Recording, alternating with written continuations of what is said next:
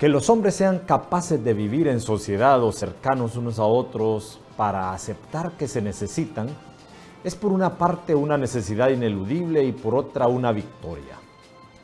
La convivencia también exige otro crecimiento en la interacción humana y que podría considerarse de vital importancia, y esto es la legitimación de procesos, entre ellos la implementación de sistemas de gobierno, siendo este prioritario para evitar el caos y el desorden, con lo cual se asegura de nuevo una mejor calidad de vida social. A través de la historia, las sociedades humanas siempre han avanzado en dirección al orden como requisito para la estabilidad de la convivencia. Hace más de 2500 años, la democracia tiene su origen en la cultura griega, que recorre una serie de ensayos que hacen posible con Pericles la mejor de las propuestas para crear e implementar una forma de participación para elegir ciudadanos capaces de gobernar. En su libro La democracia ateniense, Francisco Rodríguez Adrados, miembro de las Reales Academias de la Lengua de la Historia de España, asegura que el surgimiento de la democracia en Grecia tuvo una preparación intelectual como en la Revolución Francesa con la Ilustración. Se hablaba del hombre como ser único de igualdad y libertad, y hubo un momento en que es un hecho político. Gobiernan los tiranos, luego están los nobles y debajo el pueblo. La democracia surge como un acuerdo para sacar los tiranos entre los nobles y el pueblo, para echarlos y repartirse el poder, asegura.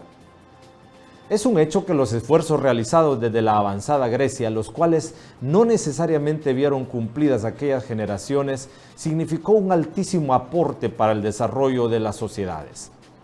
Lo cierto es que siglos después, la democracia como sistema alternativo resurge en otras culturas y se instaura en lo que parece ser en la actualidad como el más valorado y aceptado de los sistemas para la elección de cargos de gobierno. Por supuesto, hemos de reconocer que la democracia no ha sido ni es un modelo perfecto. Los distintos pueblos que enarbolaron el sistema democrático también le hicieron los ajustes necesarios, es decir, todas aquellas adaptaciones que les pareció oportunas. Es entonces cuando tenemos que referirnos a las democracias, es decir, a los estilos y formatos que los países definen y establecen para su propio consumo. Ahora bien, más que ajustes y adaptaciones, las democracias también se han desnaturalizado. En la actualidad son cada vez más los casos en los que la democracia es considerada ilegítima, manipulada por los grupos de poder a fin de favorecerse a sí mismos.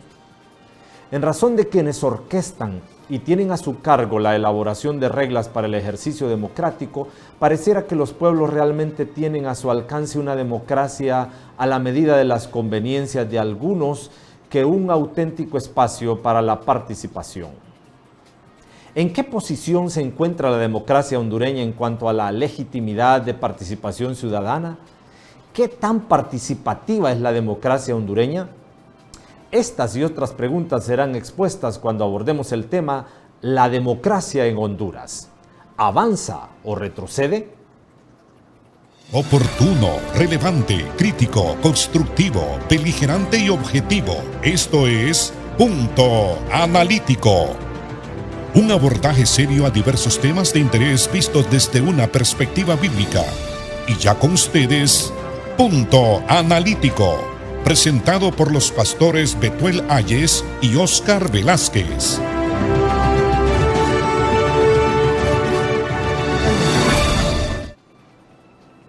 Hola, ¿qué tal? ¿Qué tal? Muy buenas para ustedes que nuevamente nos acompañan aquí en su programa Punto Analítico, una nueva semana en la que estamos juntos para abordar temas que orientan a la población, temas que necesita usted saber, temas que nos ayudan y nos posibilitan para tener y para crear y para construir conciencia, para construir una sociedad que tenga mejores oportunidades para debatir, para conocer, para profundizar aquello que muy bien nos interesa a todos. Así que sean muy bienvenidos ustedes todos ahí desde donde nos escuchan y nos ven. En esta ocasión estamos abordando el tema La democracia en Honduras, ¿avanza o retrocede? Tenemos un ambiente electoral. Estamos en el ambiente propio que nos invita a reflexionar, a pensar y ante todo a proponer algunas ideas necesarias que nos ayuden a considerar hacia dónde, en qué estamos y hacia dónde nos dirigimos. Así que en esta ocasión tengo a bien presentarles nuestro invitado. A la distancia desde la ciudad capital en Tegucigalpa me acompaña Carlos del Cid, pedagogo y defensor de derechos humanos y buen amigo del camino. Así que Carlos, seas muy bienvenido. Gracias por estar con nosotros aquí en Punto Analítico. Muchas gracias, Betuel y todo el auditorio que a nivel nacional les están escuchando a ustedes y les están viendo también y están siendo formados en estos temas tan importantes como es la democracia. ¿Avanza o se ha mantenido estancada o ha retrocedido en el tema de nuestro país? Si gustas, te desarrollo algunas ideas así puntuales sobre esta inquietud que tú planteas. Muy bien, y específicamente, ¿qué registros históricos tenemos de la democracia en Honduras para poner un pequeño punto de partida después de la colonia, cuando la república se establece? ¿Qué nos plantea la historia? ¿Cuándo comienza? ¿Cuáles son esos primeros indicios de vida democrática en Honduras, Carlos?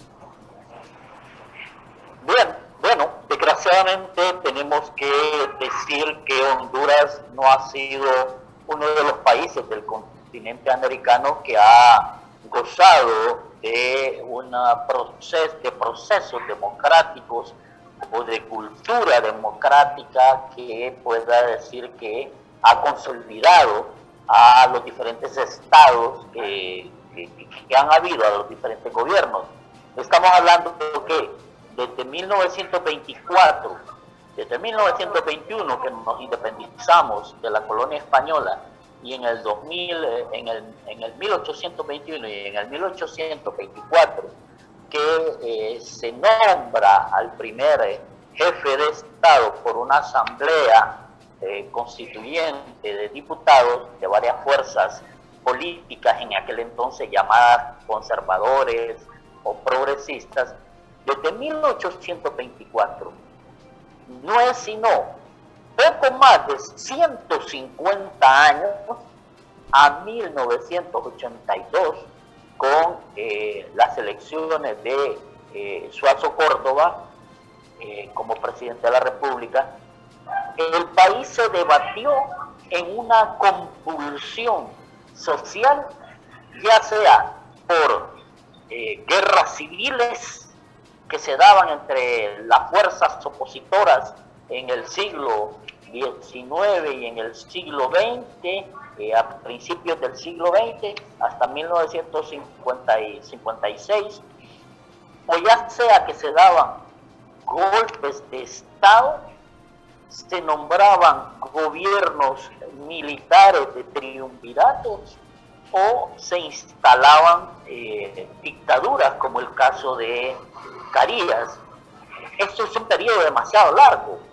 De los 200 años que el país se reconoce a sí mismo como república, más de 150 años en esa convulsión social generan lo siguiente: impiden que el Estado de Honduras crezca en estructura, o sea, en las instancias y los poderes que lo conforman, el poder ejecutivo, el poder legislativo, el poder judicial, un ministerio público y otras instituciones. No se consolida eso por todo lo que he mencionado anteriormente, pero un poco peor de la estructura del Estado, que no se consolida porque no hay independencia entre los diferentes poderes que conforman un Estado democrático en una república.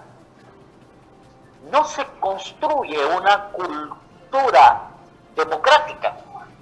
¿Qué quiero decir con esto? Que la ciudadanía, la población hondureña, que desde 1821 abrazó la independencia o la separación de la colonia, hasta 1982 simple y sencillamente no ha podido ver gobiernos que en su mayoría concluyan sus periodos para el cual fueron electos, no ha podido ver procesos donde se respete la voluntad ciudadana para el establecimiento de quienes no gobiernan. Carlos, ¿y a qué se le podría atribuir ese fracaso? Así, causas estructurales. Ya tenemos una idea ahí de que no crecimos en cultura, pero ¿qué es lo que hay en Honduras que ha impedido que en estos o que esta radiografía de 150 años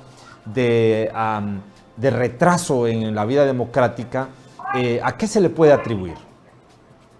Bueno, aquí hay que decir con toda franqueza, auditorio, licenciado Valles y demás personas que nos sintonizan, mucha de la culpa de la inestabilidad, del fracaso o la falta de esta cultura política y de este fortalecimiento estructural de un Estado de Derecho que no ha podido tener el Estado de Honduras, la República de Honduras, obedece a poderes extranjeros, en este caso con la República de Honduras y las demás repúblicas centroamericanas que no cumplieron el ideal unitario del paladín centroamericano Francisco Morazán, fue producto de las fuerzas burguesas, las fuerzas todavía coloniales y en este caso la fuerza imperial de los Estados Unidos, que desde ese periodo, 1820, cuando visualiza que las fuerzas extranjeras europeas se retiran de estos territorios continentales, ve la oportunidad de asentarse en estos territorios y tutelar las democracias. ¿Qué quiere decir esto de tutelar? Bueno, en pocas palabras, vigilar y nombrar a quienes iban a gobernar nuestro país, bajo qué designios, obviamente, bajo los intereses que les favorecieran a ellos. Esto impide que el Estado de Honduras pueda crecer y madurar, ya que tiene un poder imperial sobre sí que presiona para que no se desarrollen estas estructuras de un Estado de Derecho ni una cultura. Esa es una causa muy fuerte. Lo otro es que al interior de nuestro país, los grupos de poder que se mantienen y que venían desde la colonia, estamos hablando de los españoles que se habían quedado aquí, los hijos de españoles, impiden que los nacionales puedan ir ostentando puestos de poder y que puedan implementar ideas renovadoras en función de el pueblo que era nacido aquí, que era autóctono de aquí y que podía impulsar los cambios que el país necesitaba. Entonces, esa fuerza, diría yo, extranjera, más las debilidades internas y las pugnas internas que continúan entre los grupos de poder nacionales, impiden que Honduras hasta este momento se pueda desarrollar como un Estado democrático y con una ciudadanía y con una clase política con cultura democrática. Licenciado Valle. Sí, y es comprensible. Entonces esto es similar como lo que pasa en una vida de familia. Es decir, si a un hijo no si se le coarta su posibilidad de madurez y de toma de decisiones, entonces va a ser una persona dependiente y no progresará, no avanzará. Yo creo que eso nos ha pasado como país. Ahora, Carlos, y haciendo una noción más básica, pensando en que nuestro auditorio podría ser útil una descripción lo más básica posible, ¿a qué se le denomina o a qué nos referimos cuando hablamos de un golpe de Estado en la democracia, en el proceso de querer establecer una madurez democrática en Honduras? Han habido muchos golpes de Estado. Primer pregunta es, ¿a qué se refiere el concepto golpe de Estado y cuántos aproximadamente se registran en la historia democrática en Honduras?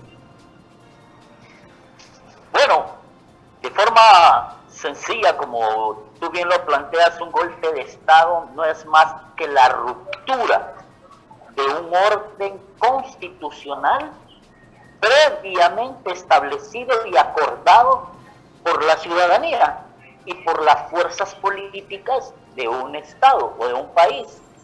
O sea, aquello que se había acordado, las reglas bajo las cuales se había acordado que se iban a gobernar, que se iba a dirigir, que se iba a tutelar a la ciudadanía en sus derechos, y que lo habían logrado a través de una constitución.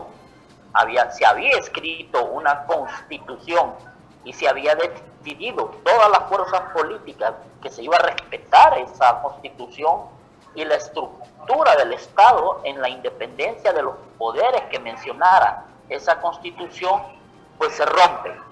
O sea, viene alguien, una de esas fuerzas que había participado en el acuerdo, viene y rompe ese acuerdo, da el traste con ese acuerdo, por lo tanto eso se llama un golpe de Estado.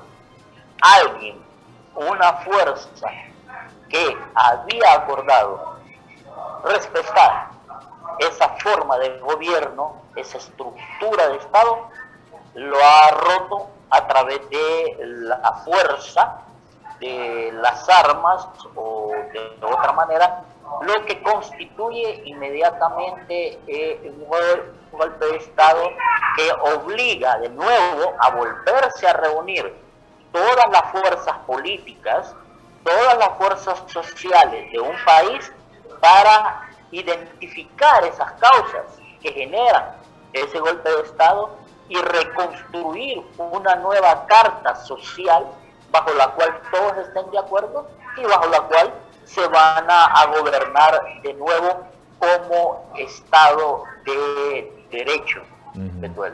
¿Cuántos golpes de Estado tiene registrados en los 200 años aproximadamente de vida democrática o independiente Honduras, Carlos?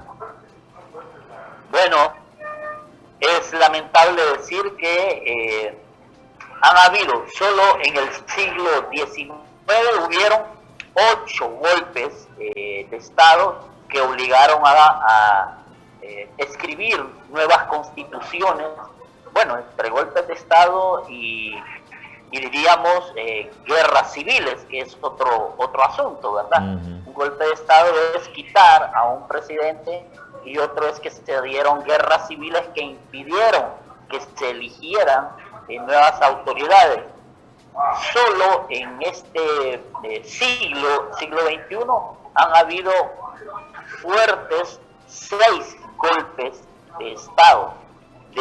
Estoy hablando del siglo XX, 6 golpes de Estado. Y para el siglo XXI, desgraciadamente, fuimos el país de Latinoamérica que dio un primer golpe de Estado. O sea, qué estadísticas más nefastas las que tiene Honduras. O sea, tenemos un balance muy negativo a nivel latinoamericano en cuanto a cómo establecer democracia, y cuando los golpes de Estado aparecen definitivamente es el retroceso para volver al salvajismo, para volver al uso del poder por la fuerza, cuando se supone que la democracia es civismo, es avance. Bueno, qué vergüenza, diríamos. Ahora, en los años 80, la historia registra, y tú la adelantaste un poco, en los años 80 se registra el retorno a la democracia. Se volvió a elaborar una constitución o una revisión, y hay una nueva carta magna y comienzan nuevamente las elecciones. Hay una constituyente en los 80 y en el 82 unas elecciones libres. ¿Qué significado tuvo eso para el país después de esa racha o esa trayectoria de golpes de Estado en los años 50 a los años 80? el periodo democrático que inicia en 1980 con la elaboración de la Constitución, una nueva Constitución de la República, y el 82 con la elección de Suazo Córdoba, y se extiende como el primer periodo largo, relativamente hablando, porque estamos hablando de 30 años hasta el 2009, 30 años en los que la ciudadanía conoce la realidad de participar en elecciones internas de las diferentes fuerzas políticas que se han constituido, y también en participar en elecciones generales. Esto empieza, hay que reconocerlo como una ventaja, no todo es malo, esto empieza a construir una pequeña cultura de participación, oiga bien, no una cultura democrática, una cultura de participación en la que los políticos se ven obligados, para poder ser electos y nombrados en puestos de gobierno, motivar a sus fuerzas, a sus seguidores, para que participen en los procesos internos y los procesos generales, lo cual pareciera que avisora que la gente iba a poder ir construyendo un Estado un poco más democrático. O sea, estamos hablando que a esta altura, o por lo menos hasta el 2009, todos aquellos que tenían 30 años habían vivido sin conocer qué era eso de un golpe de Estado, o qué era eso de un gobierno militar, o mucho menos una dictadura. No lo sabían. Personas de 30 años no sabían qué era eso. Aquellos que teníamos más de 30 años para el 2009, sí habíamos vivido algo de lo que significaban gobiernos totalitarios o represivos, pero cuando se da este golpe de Estado del 2009, ese es el otro tema que tú me vas a hacer hoy, más preguntas. Sí, correcto, ya luego llegamos a él. Al final, entonces, estos primeros 30 años, después de los 80, se les podría, volviendo a nuestro tema central, ¿habríamos avanzado y en qué medida, o cómo se planteó, cómo se pudo percibir en el ambiente del desarrollo democrático del país en esos 30 años primeros, de los 80 a 2009? ¿Avanzamos algo o fue poco? Avanzamos muy poco, licenciado Arias, por una simple razón. Seguimos siendo tutelados por las fuerzas hegemónicas en el territorio centroamericano, en la región centroamericana, y específicamente en Honduras. Avanzamos hasta donde el gobierno norteamericano, poder hegemónico en Honduras, permitió que avanzáramos para favorecer sus intereses. Ya los militares de la década del 60 y del 70, que algunos de ellos dieron golpes y otros propiciaron guerras civiles, ya no le eran útiles al gobierno de los Estados Unidos, que desde 1824 venía tutelando nuestra democracia. Ya no le eran útiles, por lo tanto obliga a los militares a que retrocedan, den un paso atrás y entreguen a políticos civiles, pero de su predilección, de la predilección del gobierno de los Estados Unidos, afines a la ideología norteamericana, para que aparenten asumir e impulsar gobiernos democráticos, cuando en realidad seguirán siendo gobiernos no solo tutelados por Estados Unidos, sino también por aquellos a quienes Estados Unidos les sigue dando poder, como es a las fuerzas militares de ese entonces. Por eso vemos a un caso en Córdoba que claramente dice: no, yo no mandé en ese gobierno, o yo no mando en este gobierno, mandaba Álvarez Martínez. Bueno, eso dice. Y Álvarez Martínez dice: bueno, mandaba el Comando Sur,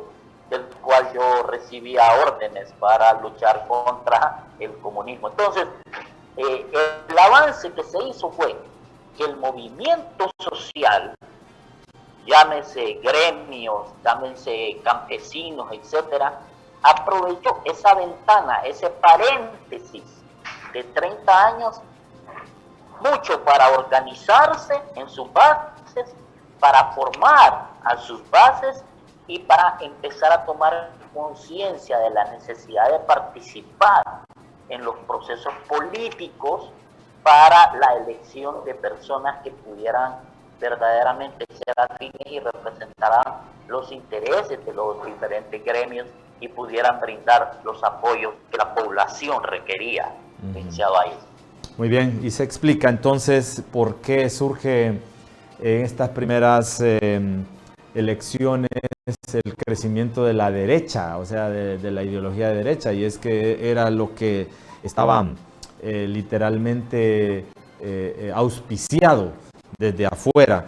O es decir, que todavía estos primeros 30 años no representan lo mejor para nuestro país. Muy bien, vamos a hacer una pausa, Carlos, nuestra pausa intermedia. Al regresar, vamos a hablar entonces ahora, nos vamos a ubicar del 2009 hacia acá, hasta la actualidad. Entonces, por favor, quédense con nosotros, estimados oyentes, televidentes. Volvemos en unos minutos cuando estamos dialogando el tema ¿la democracia en Honduras avanza o retrocede? Quédese con nosotros, ya en momentos retornamos.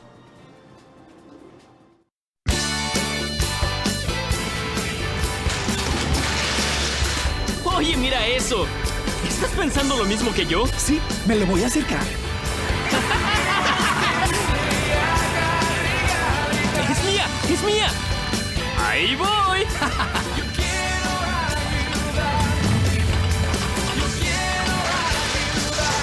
Bien hecho. La integridad, pásala. Así se hace. Un mensaje de la Fundación para una Vida Mejor.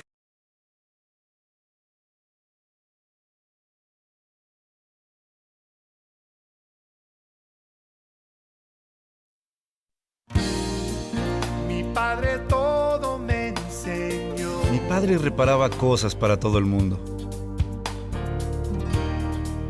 Era un ejemplo para mí. ¿Y yo? Bueno, yo solo sostenía la luz. Siempre ayudó a todos en necesidad.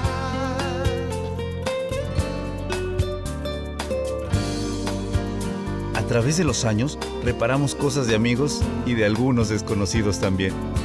Me estaba enseñando algo más que a reparar cosas.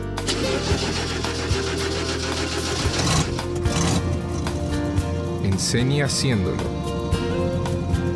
Pásala. Con ejemplo enseña. Un mensaje de la Fundación para una Vida Mejor. Usted está en Punto Analítico, una semana más en la que estamos caminando, construyendo ideas, dialogando sobre temas importantes. Gracias por acompañarnos en esta ocasión. La democracia en Honduras, ¿avanza o retrocede? Es nuestro tema central de diálogo y de análisis. Y me acompaña Carlos del Cid, pedagogo y defensor de derechos humanos, que desde la ciudad capital estamos debatiendo, dialogando, analizando el tema del desarrollo de la democracia en Honduras. Carlos, hemos hablado entonces un poco de la misma independencia en 1821, recorrimos hasta los 80 con un saldo muy negativo en el proceso de construir democracia, y de los 80 al 2009 también un abordaje que nos plantea que es muy poco lo que hemos avanzado. Ahora, un dato aquí puntual, Carlos. ¿Qué significado tuvo para la democracia el golpe de Estado en el 2009? ¿Cómo se podría resumir qué fue lo que pasó ahí? Diríamos, licenciado Ayes, que el significado que tuvo el golpe de Estado del 2009 es claramente señalar que los grupos de poder seguían, no necesariamente por el tema ideológico, queriendo mantener su poder y sus ejidos dentro del territorio nacional, sino por el poder económico. Todo lo que significaba continuar usufructuando las riquezas del territorio nacional, me refiero a las riquezas naturales, y bajo el auspicio y los intereses de los gobiernos imperiales, ya no solamente Estados Unidos, sino también otras fuerzas que han manifestado interés en las riquezas naturales, exigían a las oligarquías gobernantes, a los grupos de poder, llámese empresarios, banqueros, familias, grupos, partidos políticos, clase política, les exigían que el modelo de gobierno profundizara el sistema capitalista y el modelo neoliberal de el extractivismo, la explotación severa de los recursos naturales. ¿En favor de quién? En favor de transnacionales que llegan a convertirse en poderes hegemónicos en el territorio nacional, obviamente vinculados con los grupos o asociados o confabulados con los grupos de poder en el país, sin los cuales no se puede hacer nada, y con la clase política que a ellas les convenía para que pudiera haber un stop, un detener aquellas fuerzas progresistas que en el 2005, 2006, 2007 se fueron perfilando con el gobierno de Manuel Zelaya Rosales y su alianza con alguna parte del movimiento social, y de ahí con los movimientos latinoamericanos como el ALBA, movimientos que propugnaban por la autonomía nacionalista en el manejo de los recursos naturales del país, del manejo de los recursos económicos, una distribución más equitativa de la riqueza, por ejemplo, el tema del aumento al salario mínimo. ¿Por qué tenía que seguir estando la riqueza en manos de los dueños de los medios de producción o los empresarios que se quedaban con toda la plusvalía de la fuerza de trabajo del obrero, y el obrero seguía en miseria, ganando un salario que no le podían dar para sostener a una familia, una canasta básica? Entonces, toda esa forma de pensar que trastocaba la economía nacional, pero también el manejo de los recursos naturales que se han convertido ya del 2000 para acá, por el impacto climático, del cambio climático, en la mayor riqueza que necesitan los países altamente industrializados para seguir manteniendo su producción. Estamos hablando de agua, estamos hablando de bosque,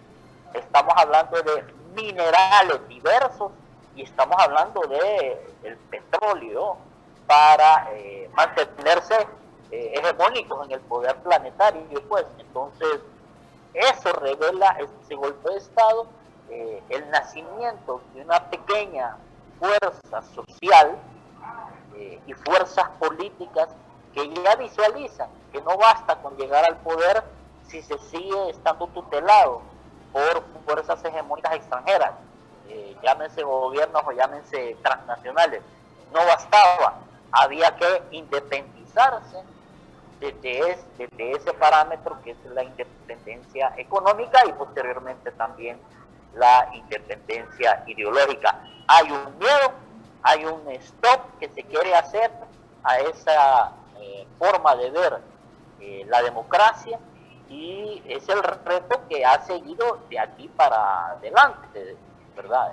Todos los que queremos que verdaderamente la población viva una independencia producto de una democracia robustecida por la participación y la libertad para elegir y ser electo. ¿Podría considerarse este golpe de Estado como una señal de retraso y de una enorme incapacidad para tolerancia ideológica? Es eso, licenciado Ayes, una intolerancia ideológica burda, pero por sobre la intolerancia ideológica, recalco que hay un deseo pavoroso de seguir explotando las riquezas que el Estado de Honduras tiene, pero lo peor es entregar esa riqueza, llamadas riquezas naturales, a fuerzas foráneas, a poderes foráneos, para que aquellos se enriquezcan y fortalezcan sus formas hegemónicas de gobernar el planeta y dejarnos las migajas. Pero las migajas, ¿a quién? A los grupos de poder oligárquico que se conforman con las migajas después de entregar toda la riqueza a esas fuerzas, y al pueblo ni siquiera le dan migajas. Óigame bien, al pueblo lo matan de hambre, lo matan de falta de los servicios básicos en salud, educación, seguridad, trabajo, viviendas, servicios públicos como la electricidad, etcétera, etcétera. Entonces, sí hay una intolerancia ideológica que es la que se quiere hacer creer, por la cual se dio el golpe de Estado, pero detrás está el querer seguir usufructuando de manera bárbara la riqueza que se debería de distribuir en favor de los 9.5 millones de hondureños, más los 500,000 o casi el millón que están afuera. No, se quiere cercar esa pequeña riqueza para un pequeño grupo de hondureños y hondureñas y extranjeros que tal vez no pasan del 3% de la población. Ahora, sabemos, la historia registró la tragedia.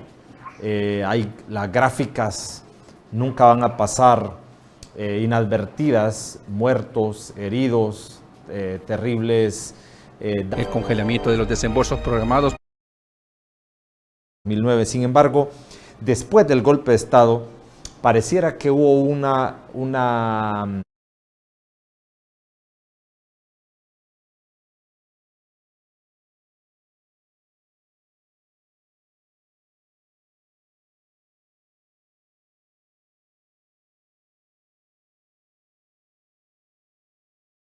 Cartagena fue una salida estratégica por parte de los Estados Unidos para destrabar el no reconocimiento que la comunidad internacional le estaba haciendo a su gobierno tutelado de Porfirio Lobo Sosa. Estados Unidos tiene la base más importante en la zona, en el territorio sur del continente, como lo es Palmerola. Dejó de serlo Panamá. Palmerola es la base con la mayor fuerza logística para hacer acciones militares, de intervención militar en cualquier parte del continente.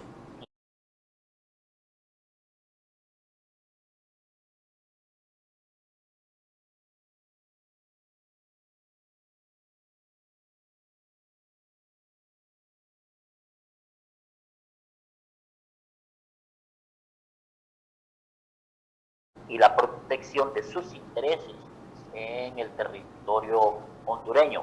Así que llega a un acuerdo con las fuerzas políticas que en ese entonces, llamada el ALBA, estaban fortaleciendo la lucha social en el territorio hondureño por el retorno de Manuel Zelaya Rosales, que lo impedían las fuerzas conservadoras aquí en el país, fortalecidas y apoyadas por los Estados Unidos.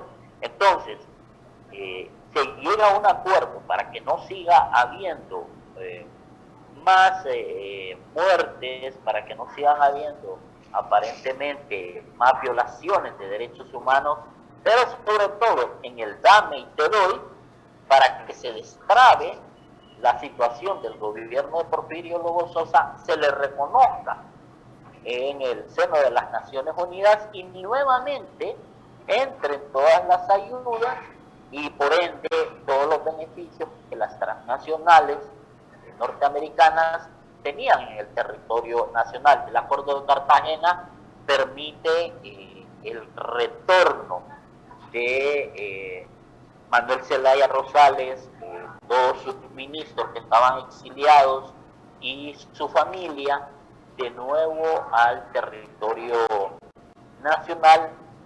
También permite que no se tomen medidas judiciales ni de persecución política contra Manuel Zelaya, su familia y sus ministros. Pero a la vez, miren ustedes cómo es, dame y te doy. Libera a todos los que participaron en el golpe de Estado de sufrir también persecución, ¿verdad?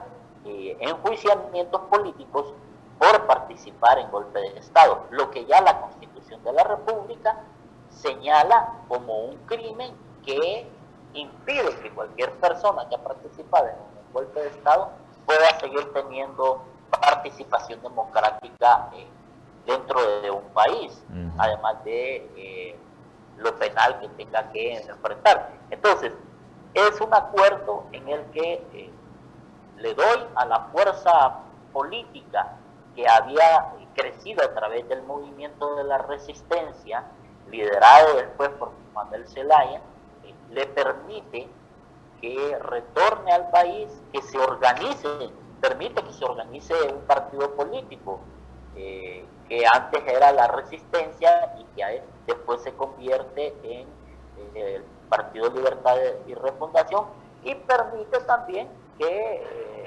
existan ciertas manifestaciones de disenso contra el actual gobierno, que era el de Porfirio Lobo Sosa, y el posterior gobierno de Juan Orlando Hernández, pero siempre tutelando ellos las fuerzas militares, policiales, y siempre obedeciendo a los intereses de las transnacionales y del gobierno de los Estados Unidos. Ahora, viéndolo desde una perspectiva de oportunidades, que con los acuerdos de Cartagena y posterior al golpe de Estado haya surgido un nuevo partido político y que hoy por hoy tiene considerable caudal político y representatividad, ¿se podría considerar eso como un avance de nuevo en este proceso de democratización? Claro que sí, licenciado Ayes. Mire, todo aquello que se convierte en una ventana para que entre por ahí aire fresco en la cultura de participación, en primer lugar, y después en la cultura de gobernanza diferente, es algo que es positivo y que hay que saber aprovecharlo. Porque, por ejemplo, los gobiernos de golpes de Estado nos daban esa apertura de ventanas para que la gente se organizara. Vaya, en primer lugar, se organizaran los jóvenes, se organizaran las mujeres, se organizaran los grupos LGTB, se organizaran mejor los campesinos, los obreros, etcétera. No se daba eso, y ahora, bajo estos acuerdos y bajo la creación de esta fuerza política llamada Libertad de Refundación, y también el fortalecimiento de partidos como el PINU, el partido posteriormente de Salvador Narrala, se crean nuevas fuerzas políticas que recogen caudales de población que no había recibido formación política, ni se le había invitado a participar en procesos de veeduría política y social hacia quienes gobernaban y gobiernan el país. Ahora existe todo eso. Se creó institucionalidad que tenía la capacidad de señalar, como el CNA, que se fortalece, de señalar las formas incorrectas y cómo los gobiernos han estado manejando el presupuesto nacional. Entonces, esas pequeñas ventanas hay que saberlas aprovechar. Se crearon, ahora hay que fortalecerlas. Muy bien, y a propósito de fortalecer, ya aproximándonos a la recta final, ahora hablamos que la democracia avanza en tanto las reformas a la ley electoral, o es decir, las reglas del juego para el ejercicio democrático, se vuelven más coherentes y más innovadoras y, por decir, a tono con las democracias más avanzadas. En cuestión de reformas a la ley electoral, ¿qué está pasando en la actualidad? ¿Hay algunas señales de que vamos por buen camino o todavía hay indicios de que parecieran mostrar que tenemos como ataduras o como frenos para que la democracia sea más amplia, más participativa? ¿Qué podríamos hablar de las reformas electorales en los últimos 10 años? Bueno, se han dado algunas reformas que se pueden catalogar en dos niveles. Unas reformas cosméticas, ¿verdad? Que solo han sido cambios aparentes que van a mejorar la democracia, pero que en realidad no la mejoran. Y hay otras reformas que sí podríamos llamar reformas profundas, fuertes de fondo, que sí tocan la manera de cómo la población es invitada a participar y se le respeta el derecho a su voto, a su derecho de elegir y ser electo. Por ejemplo, están logradas reformas en cuanto a la participación de las fuerzas políticas en un nuevo ya no tribunal electoral, sino a un Consejo Nacional Electoral, donde antes solo estaba hegemónicamente en manos de dos fuerzas tradicionales. Ahora se obliga a que las fuerzas políticas que saquen suficiente caudal electoral puedan tener representantes que vigilen desde esa instancia electoral que los procesos sean transparentes. Es una reforma muy importante, no es cosmética. El tema de la participación paritaria de las mujeres es otra reforma de profundidad, porque no solamente desde 1954 que se permite el voto de la mujer, pero que se le sigue teniendo encerrada con poca libertad para ejercerlo, ahora ya se exige que en las planillas pueda ir una paridad de participación de las mujeres, o sea, que haya más participación de mujeres en las propuestas de planillas, tanto en las alcaldías, tanto para el Congreso y también para la papeleta presidencial. Otro tema importante es el tema de la fiscalización de los fondos a través del Tribunal de Justicia Electoral y también de fiscalización de los fondos. Son dos instancias que se crearon, el Tribunal de Justicia Electoral y el Consejo que vigila la administración de los fondos que se utilizan en los procesos electorales. Esas dos instancias son importantes. ¿Por qué? Porque es el camino para empezar a exigirle a la clase política que no había tenido límites de que se modere en cuanto a quién le da dinero y de dónde saque el dinero para las campañas políticas. Y lo tercero es justicia partidaria, que se señale, que se vigile que el comportamiento de las fuerzas políticas debe de ser acorde a la ley, respetando no cometer delitos electorales. ¿Qué se quedó por fuera?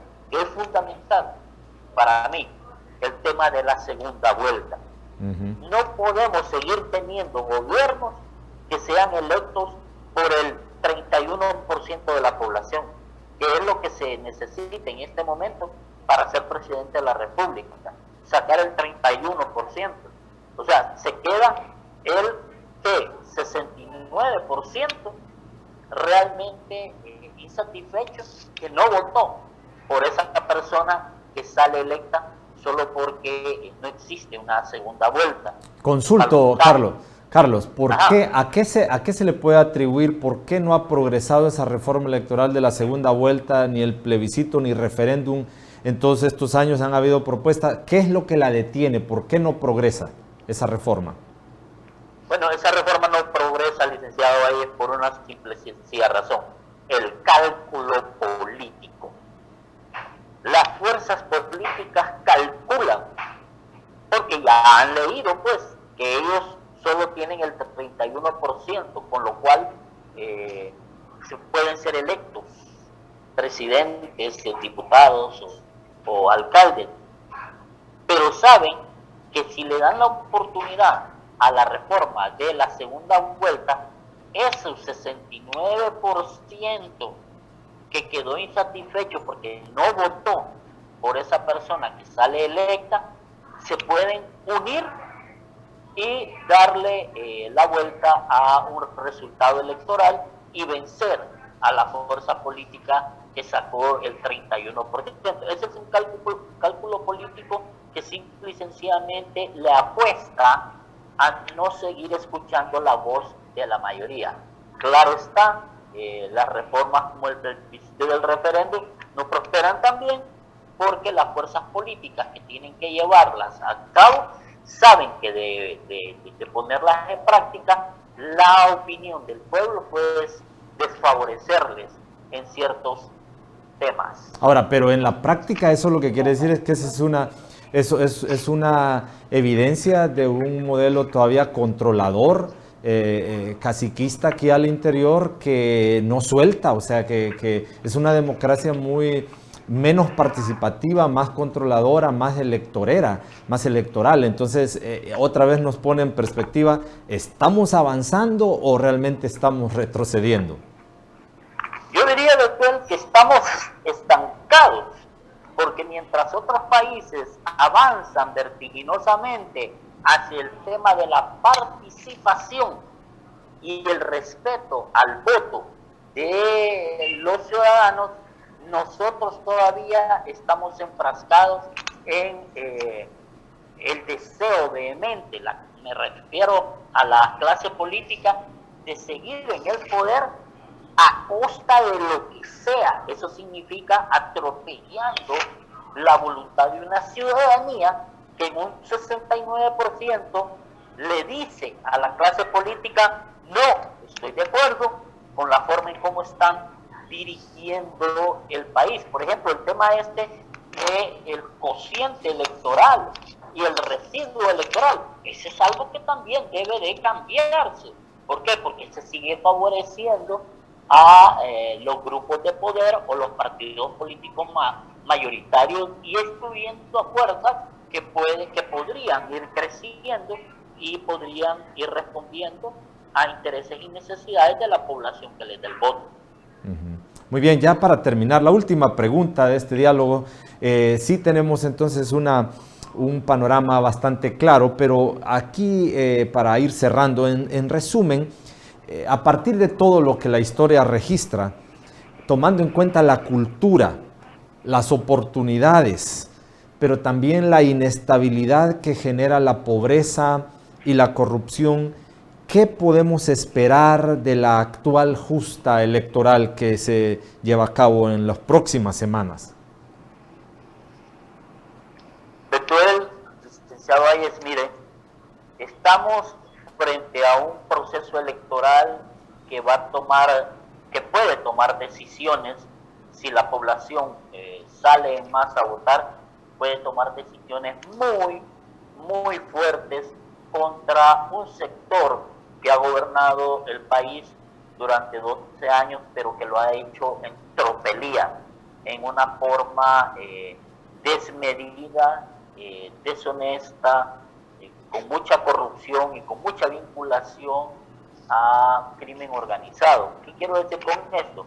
Quiero decir que no tenemos una fuerza política gobernante legítima que pueda ir serenamente a enfrentarse a las fuerzas políticas opositoras con la disposición de aceptar el resultado que se dé y que lo desplace a la llanura.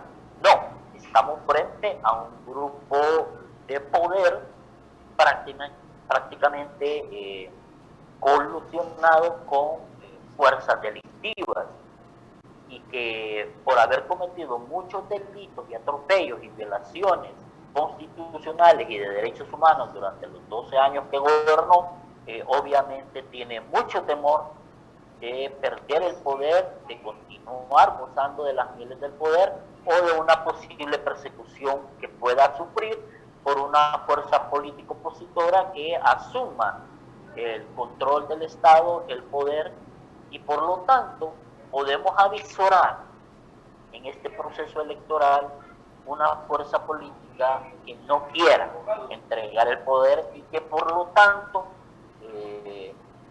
utilice la fuerza en contra de la oposición que gane y contra la población que votó para sacarlos del poder. Para esto, los movimientos sociales, las organizaciones de derechos humanos, debemos de estar preparados, porque ya el 2017 vimos lo que pasó cuando no se quiso entregar el poder, los 30 muertos, los miles de heridos, los miles de detenidos, los cientos de procesados, y ahora las nuevas reformas electorales, las reformas al Código Penal y al procesal penal que criminalizan y persiguen más a la población campesina, indígena, obrera y en general que proteste contra ciertas medidas que el Estado tome. Así que sí, la población tiene las ganas de salir a votar y hacer valer su voto, pero lo que tenemos que ver es si quienes ostentan el poder, aliados con las fuerzas que tienen las armas, van a estar dispuestos a respetar esa voluntad política, licenciado Ayes. Bueno, muchísimas gracias, Carlos. Hemos hecho este recorrido a través de la historia en forma muy resumida y breve sobre cómo camina la democracia en Honduras. Por supuesto, siendo ciudadanos que amamos nuestro país, deseamos lo mejor para ellos. Jesucristo dijo: ¿sabéis que los gobernantes de las naciones se enseñorean de ellas y los que son grandes ejercen sobre ellas potestad? Mas entre vosotros no será así, sino que el que quiera hacerse grande entre vosotros será vuestro servidor, y el que quiera ser el primero entre vosotros será vuestro siervo, como el Hijo del Hombre no vino para ser servido, sino para servir y para dar su vida en rescate por muchos. Es decir, estamos a favor del orden, de la democracia, de la buena convivencia, pero que sea en la actitud saludable, respetuosa, honrosa de servidores y gobernantes que hagan el bien por el país. Deseamos lo mejor para nuestro pueblo, y de ahí por eso la importancia de analizar cómo estamos, en dónde estamos y qué podemos aplicar a partir de esta situación que hemos vivido. Muchísimas gracias, Carlos, por haber participado con nosotros, valiosos aportes que son de utilidad para el país. Así que un saludo final ahí, Carlos, a la distancia, ya para despedirnos.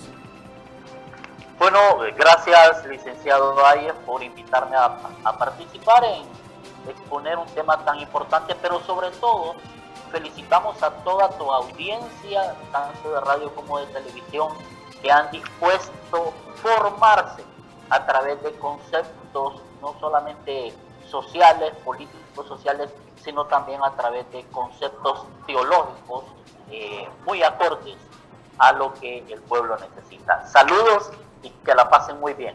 Muchísimas gracias a ustedes, estimados amigos. Gracias por estar con nosotros.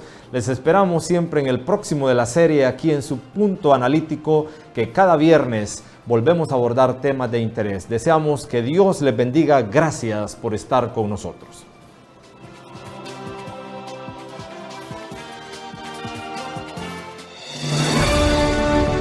Que este diálogo haya sido orientador y edificante es nuestro mejor deseo. Le esperamos en el próximo de la serie aquí en Punto Analítico. Esta es una producción de Ministerios Reflexionarte en colaboración con Cirquenu Network. Sus comentarios son bienvenidos. Escríbanos al correo reflexionartehn@gmail.com o al 504-9802-6186.